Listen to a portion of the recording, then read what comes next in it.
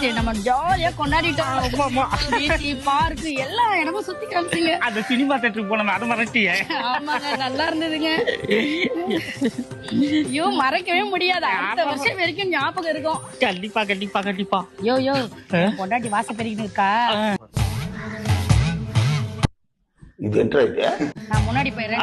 போ உதவி இங்கே நின்று பேசுறாளே. காலையில போயிட்டு வரீங்க மேக்கப் போட?